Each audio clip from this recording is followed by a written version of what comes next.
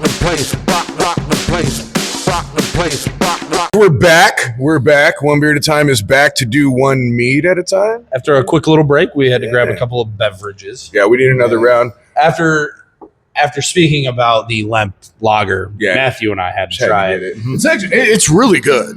It's really good. I've already been kind of down. God, the Germans, they just knew the beer. Yeah, man. Fuck. I went with a couple of small pours because I definitely want to try it. It's good. See? It's a crusher. This is a good porch beer for sure. But dude, Sparkly Bits it might be like one of my favorite brews here just because I love a good Kolsch and the flavor on this. It's Sparkly Bits, great, also Joe's brony name. Yeah. We determined. We decided that. Right. I forgot I decided this. Ouch. It was one of us. As one long of as the I fat can- alcoholics sitting as long on the as I side can of the be a table. multi- I'm pretty sure it was brony. Matt's idea, but I 100% back it. It's okay. Let's drink some fucking mead though. Let's drink some fucking mead. Let's get into this little Shall we mead. start with the youngest or the oldest? Let's start with the oldest. I never start with the youngest. Why not? I like Ruin them experience. first. I like experience first. He's Catholic. He likes to savor that one. That's a special treat in Catholic society. So this is a traditional.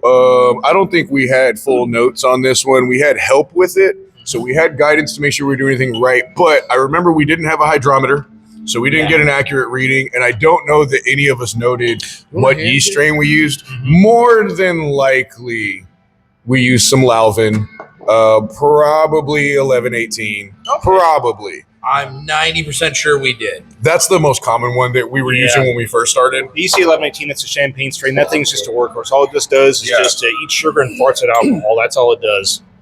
So I know it wasn't a lot because we did a 5-gal batch. It wasn't even like an entire orange, but there's some orange peel thrown in there. And we really liked it. At this point, like I said, it's from October of 2023. It's been a few months again since I've tried it again. But even after our first initial fermentation, my first note of it was, because we did a traditional and then we did this. Off the bat, this one, you didn't taste much of the citrus, but it just, that little bit of citrus mellowed it out. Just like a little hint in the background. Yeah. Yeah, I see. Just a little tannin. Yeah, that's It's definitely sweet and citrusy on the nose, though. Oh my God, that citrus has grown over the man, years. it's super Oh my smooth. God. But this was, when we brewed the original 2 batches, the traditional, because it was young, it was hard, it was, I don't want to say harsh, but for a mead, it was a little harsh. It wasn't. This, at the same stage, this was already so much more mellow. Just that little bit of orange peel made it mellowed out. And now this has developed some flavor. That honey and a little bit of just that hint of citrus. I like the honey profile a lot. Yeah, this is a good profile in here. The citrus stuff, it kind of adds like that acid I was talking about, kind of gives a little depth and balance and everything. You can tell it's 2 years old. It has a little bit of oxidation on there, but not in a bad way, though, because one of the things you'll find out with meads and any alcohol, too, there's good oxidation, there's bad oxidation. Good oxidation, especially like bigger, heavier stuff, you want that kind of like a little bit of that sherry, you want a little bit of that almond note to it and everything.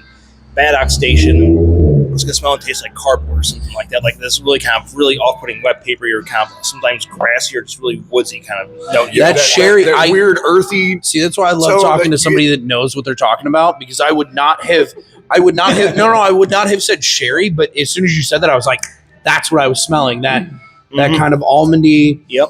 That is my favorite Frankie Valli song. I like the eye contact. The eye contact there is you were both sipping. We do that most of the time when we get together. I mean, honestly, what this kind of reminds, just on the nose, It's kind of our thing. It reminds me of like a tawny, like a little bit tawny port or something. Yeah. I can see That's that. what I'm saying. It's very sweet and That's the oxidation citrusy on the nose. Like immediately, that's what I got. Because actually, a little fun fact, there's actually much of we like to think that U.S. is like the biggest meat producer right now in the world. We're actually not. The biggest meat producer right now is actually in Poland, of all places. Really? And there, they actually intentionally oxidize their meads. I've had some Polish meads at homebrew competitions. Yeah. And it is unbelievable what oxidation does. That just it gives like this extra kind of layer of flavor in there and everything, where you taste like all these different like kind of I almost say like Christmas fruitcake notes and everything. Yeah. Like a little bit of rumminess sometimes too, a little bit of that port wine character as well, and it's something special. Yeah, the one disappointment I have with this is I don't know that we're going to replicate this without making another batch the same way and then just forgetting about it in my basement for a year and a half. You got to let it age. I will say that We got to put put it in a basement that will occasionally flood. yeah. It's got to go through 2 floods. It's got to go through 2 floods, maybe a bottle explosion. Yeah, we're going to tell you about that one.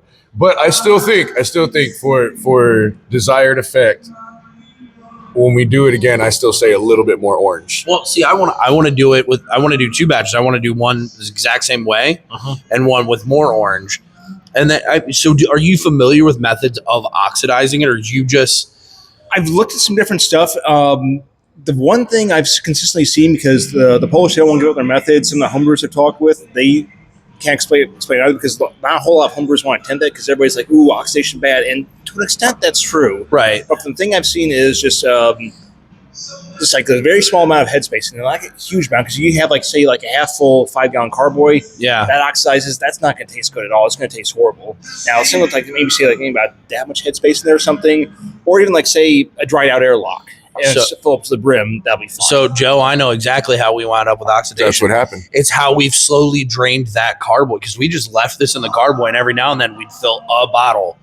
We would pour out. It's 2 been bottles. sitting in the same It's been original sitting in the carboy. same carboy. It got just been racked, going. and you guys threw some kind of clearing agent. We threw some sort of clearing agent that has like used crustacean shells. Oh yeah, ketosand and kesosol. Yeah, which I liked the effect it has. I'm not a big fan of. I'm not a big fan of using it because it has crustacean shell. Like if we ever wanted to mass produce, Yeah, you don't want to have that's a big allergen to put into your meat. And plus, too, it turns off like vegetarians and everything too. It's just you have animal products in there. We can't drink that. Plus, for me, like just part of it being like such an ancient alcohol, I'm like a little bit more purist about it. I'm like, if we can avoid it, Ancient Chinese secret, You huh? don't know that Ragnar didn't crush up some fucking crab shells and throw that shit Throw into his them in meat. there. All right. Oh, can you imagine the thought process of an ancient mead maker to be like, let's throw fish product in here? There's nothing about it that sounds good. Are you kidding me? Their whole food was based on dried fish. I'm sure they were. I guess I'm sure they were drunk Vikings who were palate, like, throw salmon in. I've actually looked at old recipes, like medieval times and stuff. And one of the ways they used to judge meat was ready to start fermenting and everything. The recipe is right. They used to actually just float like an egg on top of it. I kid you not. Okay. They would just Holy toss it, shit. they just crack an egg in there, toss on there. If it floated, yep, it's good to kind of let it start doing this thing. Oh, just as I guess I recent. have wondered that before. South St. Louis at its finest. Ladies and gentlemen, I want you to know that sounded like a motorcycle. I was gonna It was say- a minivan. I was gonna say I was gonna play a game like, well, let's guess that vehicle. That was like a Ford Guess that Escape car. It was not what you thought it was for sure. Exhaust system after that. One of the very interesting that people don't know, up until I think it was in the last 10 years, Guinness used to filter their beer through fish guts. It did not used to be. It did not used to be vegan. You've told me that before too. I totally forgot about that. Yep. Hey guys, I'm Jim. I'm Irish.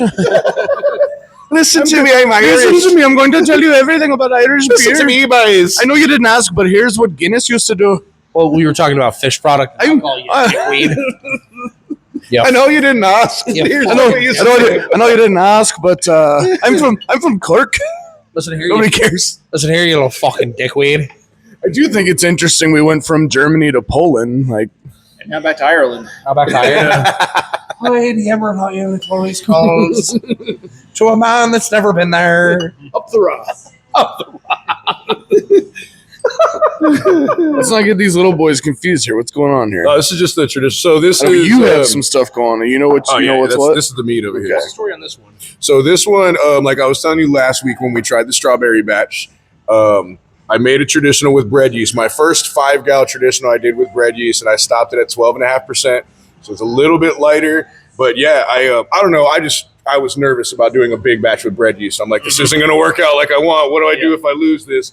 But I really like how it came out. This has been sitting since January, so it's not super old, but it's had a little bit of aging. It smells like a Wonder Bread store. It almost tastes like, maybe I'm saying this because I know it's made with bread yeast, but like first thing that popped in my head was like a slice of honey wheat bread. Like, Yes. Right?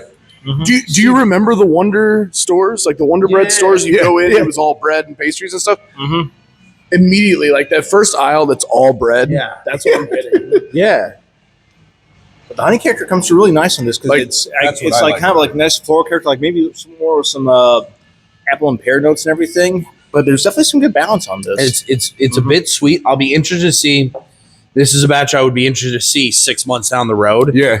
What happens with all of that honey flavor? Because you know, a lot of times the young meads you don't get much of that sweetness, and you kind of get it back later. This one, This is very sweet. It's got This a is very rich sweet. honey profile, but it's not too much. Like I stopped a small, like half-gallon batch at 10.5%.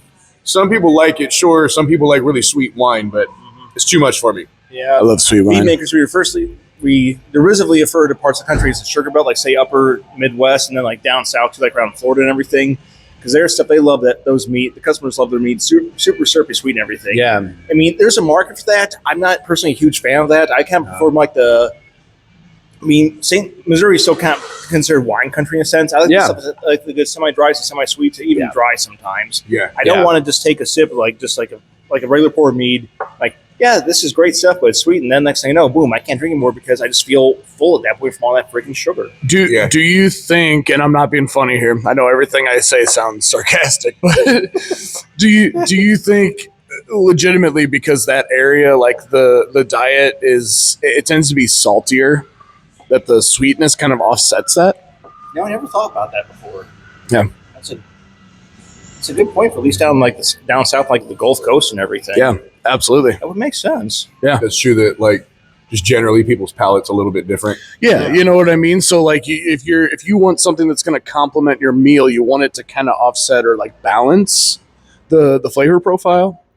Definitely something to consider. Yeah, that's my one useful thing to contribute this episode. I just assume it's uneducated wine drinkers. Personally.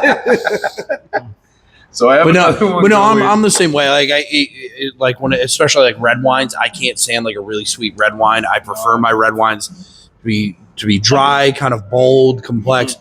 But this, I drinking this, I'm not upset about it by any means whatsoever. It's what I've liked well this made. a lot for, and what I used a good chunk of it, probably close to 2 gallons of it.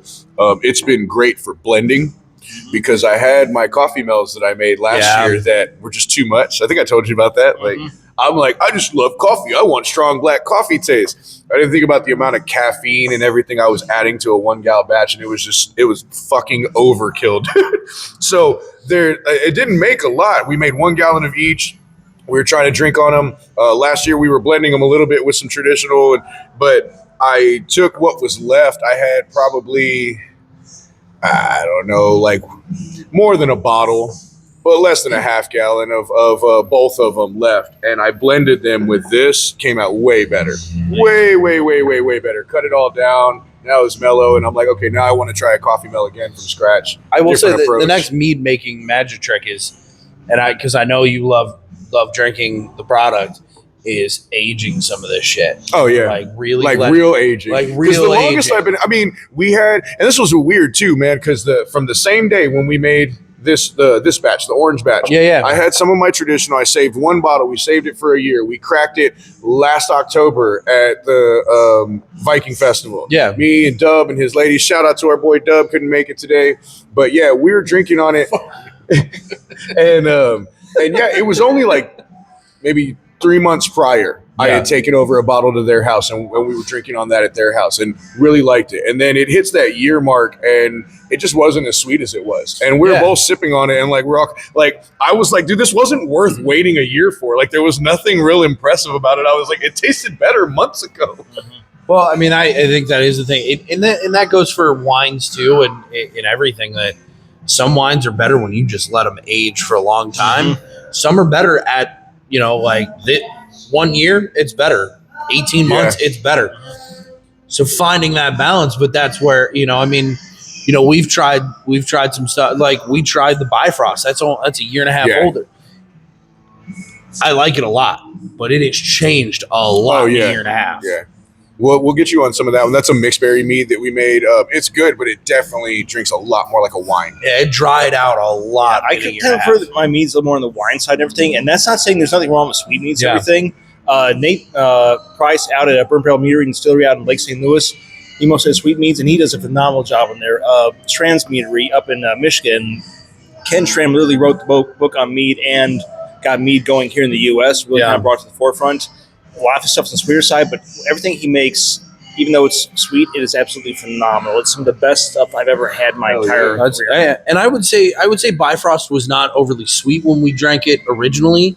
It just kind of had a berry punch to it. It had more sugar from the berries. Now it has a lot sugar. more tart notes from it, and it's dried out a lot. Which there's no way it's under 15%. There's no way. No. It's probably closer to 16. Yeah.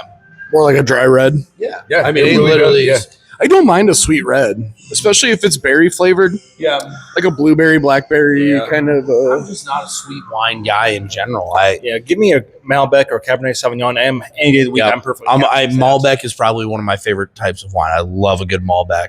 It's gay. Argentina. You're the gay. It's gay. It's fine when he says it. It's okay when he says it, though. Well, let's move on. Move on to the next. So what do you think, man? Notes?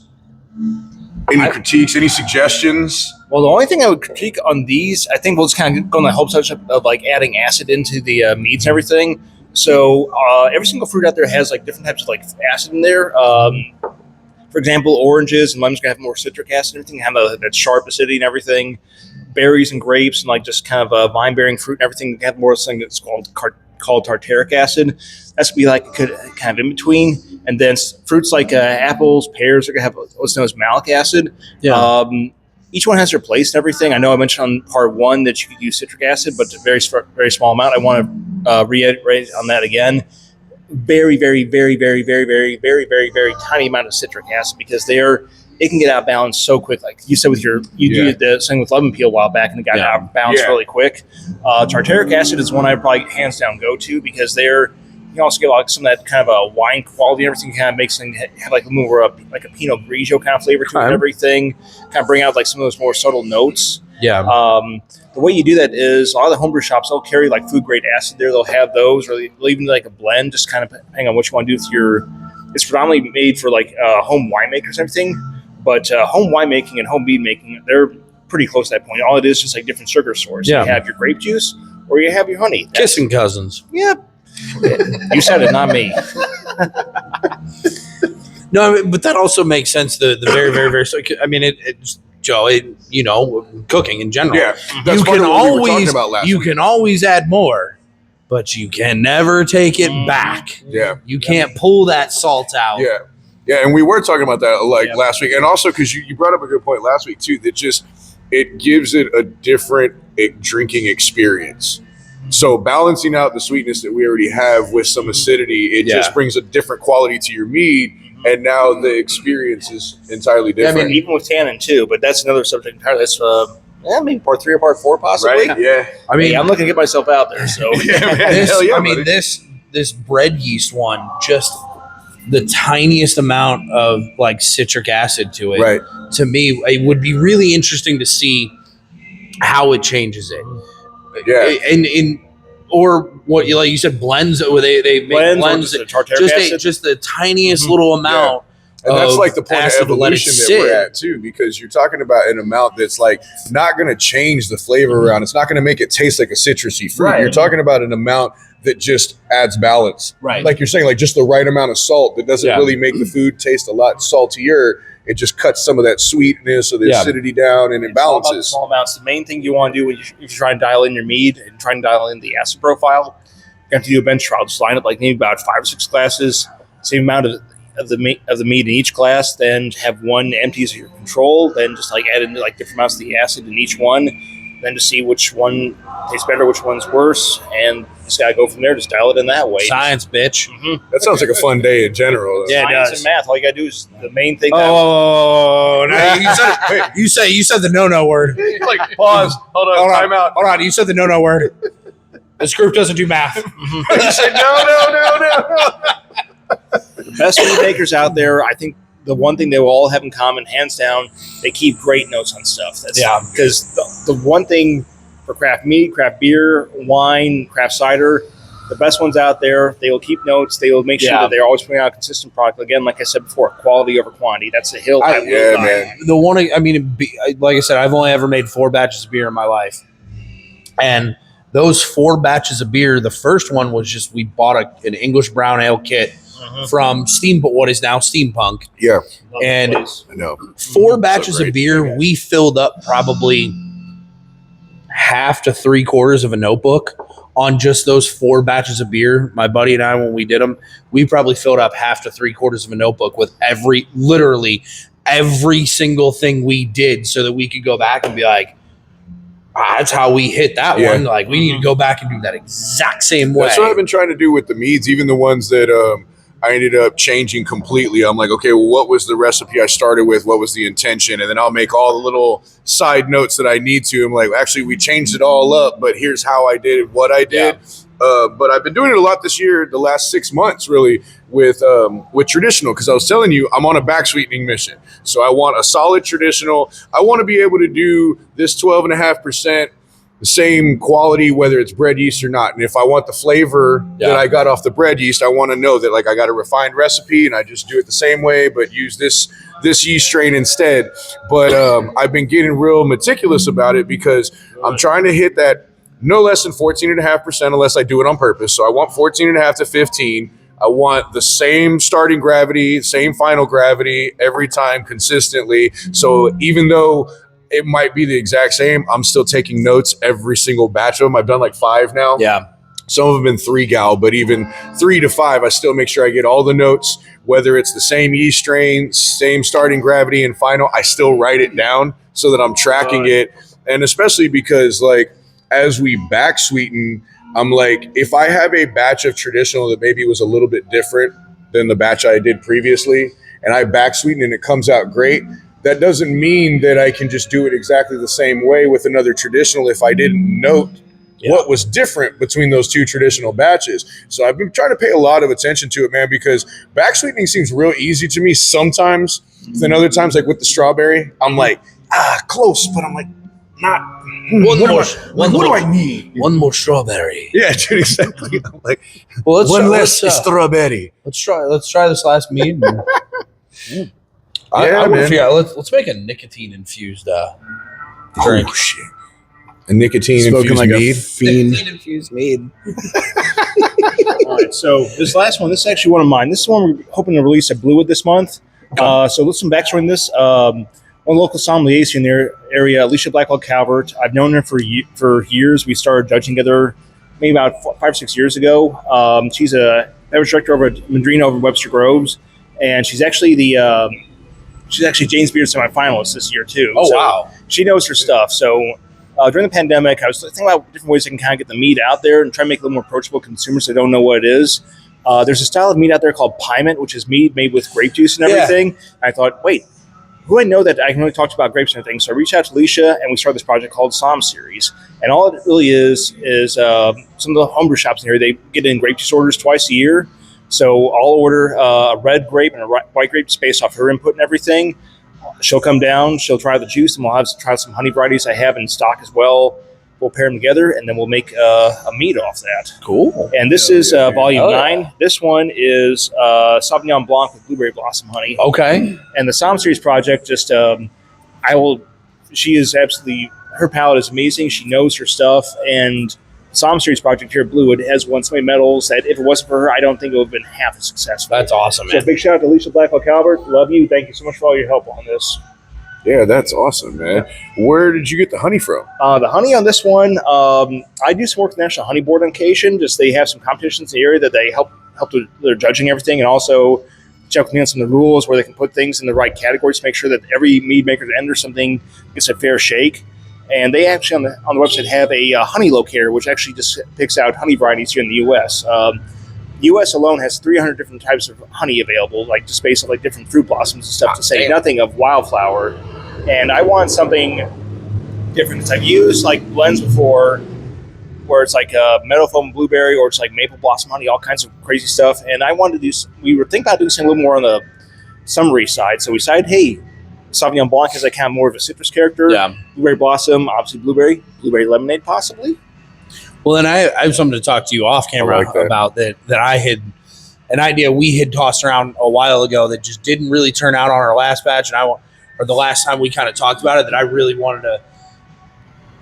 I think you know what I'm talking about. That I want to figure out. Yeah. Jim needs some advice on his OnlyFans page. Oh no, I know exactly what I'm doing there. He wears his son's diaper and drinks mead. It's not really that fancy, but that's not out yet. I'm still on the food thing where I just sit and eat red spaghetti with no shirt on. We're looking for breweries that make baby bibs because that's the next part of his costume. We actually wear it not for that reason, but like any brewery that had baby onesies. Hey, put my son. Dude, so far you've got what, 2, 3? I got 3, and I still haven't been able to put him in the one from KC Beer because they sent me a it's 1 too year. big, Yeah. They were smart. They knew. Yeah, but they knew. Man, Well, shout out to KC Beer Co. Dude, they were so excited to bring that to us and made sure to come by, bring me just that. They didn't bring me nothing else. When they stopped by at 9 Mile, it was literally just to drop off that onesie for you. I think he's getting big enough to where I can at least put him in it now. And like, you just got to safety pin the back real tight. You know what they did? You know what they did? They took one look at you and they were like, "Oh, that kid will be in this in 3 months." It turns out I put out a really tiny kid. I can't say the same, dude. My first daughter was big, man. Sarah had the growth restriction problems in the heart. Yeah, blah, blah, blah, getting all the technicalities. Boring. Gross. Who cares? Who cares? Oh, God. Oh, I guess I've never actually said my son's name on camera. My son's name is Liam. Shocking. Lemp. It's the way Lemp. With Liam Gallagher. We are better than the Beatles. Oh, wow. That's real interesting on the nose. Wow. Okay. Yeah, so one of the tricks I do with my mead making and everything is getting the acid is a big key too on it's like getting the balance and stuff. But one of the key things I found is also what yeast to use and everything, because you look at beer that's like a yeast kind of dedicate each style and stuff. Of wine, they have at least triple the amount of different yeast strains out there and everything. And it's all kind of depends on which grapes you want to use, which part of the world you're in. Because yeast creates like the different kind of fruit and spice notes and everything. Same thing for beer as well. You want to get something that kind of complements that. So this one, Alicia and I, we actually used a hybrid strain, which has regular Saccharomyces yeast in there, but also has like a wild strain in there as well. So it gives a little more depth. And also, one thing out there that helps out like the acid profile too is something called malolactic fermentation, where pretty much the yeast or whatever bacterial culture you use for doing this like post fermentation, it'll go after like that malic acid that's in whatever beverage you're making. It'll chow down on that and convert it over into lactic acid. That's right. That's what you were telling me a little bit about last. Because I was saying, I wanted. We were talking about my apple batch, and I was telling you how I want to do so if you're looking different kind with pears and everything. Yeah. So if you're looking for a quick and easy way to improve your acid balance or just acid depth on a wine, cider, or mead, something that does partial malolactic fermentation is something I highly recommend. Even like some ciders, those styles actually ask you say that you need to do this to get this to taste like that and have this kind of characteristic and everything. I immediately get the grape. I know. I get that. It's impressive. And I get that kind of raisin flavor that I would get out of something like a tonic because of the sweetness. I like that it kind of reminds you of a wine because you taste the grape, but no, it doesn't drink like a wine. That richness on the honey is really good, man. I would agree. Grape flavor, flavor notes on that. I was really expecting something a lot more dry, knowing that you're, Sauvignon Blanc. I didn't expect as much honey. And this is like maybe like a good like semi-sweet. Like finishing on this one after backswing is about maybe 10-20ish, I think. You know what I detect on the nose that I don't get from a lot of meads? At the very end, it's like a hint of like toasted almond. Mm-hmm. Yeah. This actually aged in a keg for about a little over 2 years. More so accident than design, just because just the way timing worked out and everything. But I think the extra aging in this one, I'm glad I did that. Yeah. Oh, it's amazing. Yeah, I mean, we talked about how like it feels like there's a level of oxidation here that really made that. Right, we kind of talked about the accidental oxidation we did on ours that kind of gave that to me, the first thing I think of is that Wild Sun Tawny, but that kind of that raisin and grape flavor that just really, without being overly sweet, something that you can sit and sip on. I love this. And the I don't. This too. You get all that acid I was talking about, right? Yeah. It's mouthwatering. Once makes you want another sip at that point. I mean, I drank that a lot quicker than I normally do a lot of meads because the way it filters down, and then you kind of get that actual cool grape acid right around here. I'm like, oh, that's the tartaric acid. Yeah. It's the same way sometimes when the meads are pretty hot and they're like at 16%, you get like that liquor bite a little bit that lingers on it. It's like that acid hits that same way where it just hits the back of the palate and just kind of explodes all the way down. You're like, damn, dude. What? It's nice because you get a lot of sweetness right up front.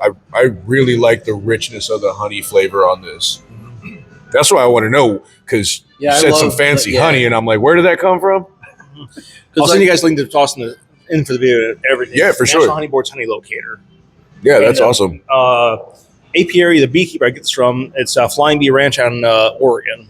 Oh, sweet. Okay. They got some pretty good prices out there, too. So the richness, and then kind of drinking, the way you're supposed to taste wine, the breathing in, you get that richness, and then you actually swallow it, and the way that acid hits the back of your throat, it really balances out so nicely.